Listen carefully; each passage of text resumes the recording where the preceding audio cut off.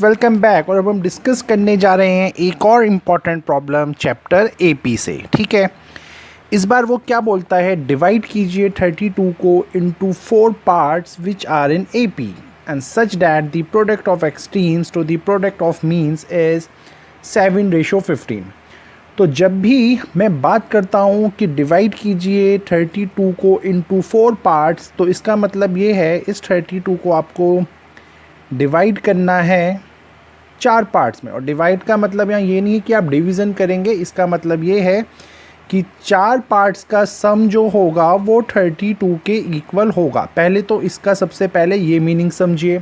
ठीक है, अगर आपको ये क्लियर है तो जैसे कि we have already discussed in class कि जो सिलेक्शन ऑफ टर्म्स का होगा, जो हमने पढ़ा था, सिलेक्शन ऑफ टर्म्स जो होती हैं, ध्यान रखिए, अगर वो 3 टर्म्स होती हैं तो आप बोलते थे a माइनस डी एक टर्म है, a एक टर्म है और a प्लस डी दूसरी टर्म है। और यहाँ पे क्योंकि 4 टर्म्स हैं बेटा, तो आपकी वो टर्म्स हो जाएंगी a minus 3d, a minus D, a plus D और a प्लस 3d। क्योंकि ये एक इवन नंबर है तो जो इसका डिफरेंस है यहाँ पे वो है 2d का, और ये ऑड नंबर है तो इसका जो डिफरेंस है वो है यहाँ पे सिंपल सा d का। ठीक है, तो ये तो आपको रिकॉल हो गया होगा। तो इसी के बेसिस पे अब हम यहाँ क्वेश्चंस करने जा रहे हैं। तो देखिए क्या है।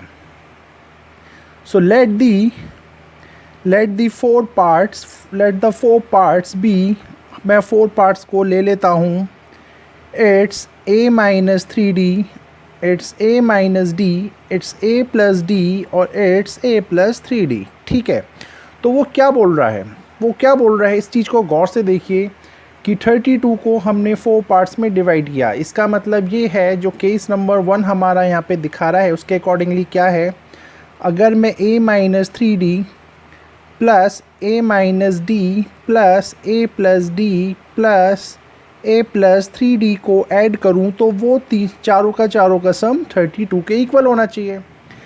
अब यहाँ पे माइनस का 3d प्लस का 3d ये सब कैंसिल हो जाएगा और आपके पास बचेगा 4a इज़ इक्वल्स टू 32। और यहाँ पे फर्दर कैलकुलेशन से आपको a मिल जाएगा 8। तो यहाँ तक तो कोई डाउट नहीं होगा बेटा इस पहले चीज़ को समझने में। ठीक है, अब बात चलती है क्वेश्चन में आगे।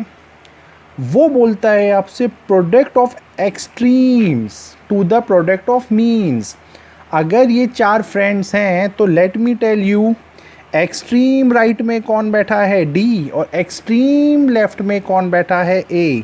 तो कहीं ना कहीं ये जो यहाँ पे A और D वाले फ्रेंड्स यहाँ पे जो हैं ये बिल्कुल एक्सट्रीम पोजीशंस पे बैठे हैं, और वहीं पे ये B और C जो बेचारे हैं ये कहीं पे इनके बीच में फंसे हुए हैं, तो इन्हें मीन्स वाली पोजीशन पे डिनोट किया जाता है।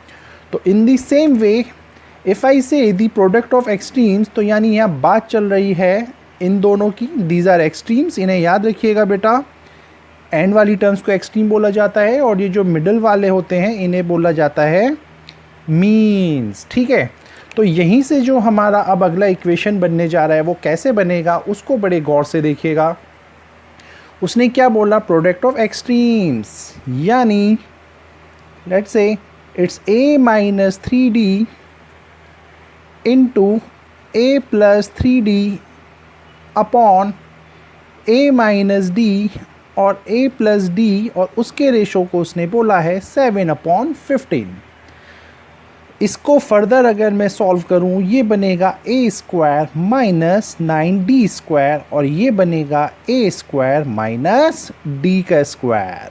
ठीक है, और जब आप इनका क्रॉस मल्टीप्लिकेशन करेंगे तो ये बनेगा 7 into A square is 7a square, 7 into minus का d स्क्वायर इज़ माइनस का 7d स्क्वायर। सिमिलरली ये बन जाएगा 15a स्क्वायर, और 15 into 9 is nothing but 135d square.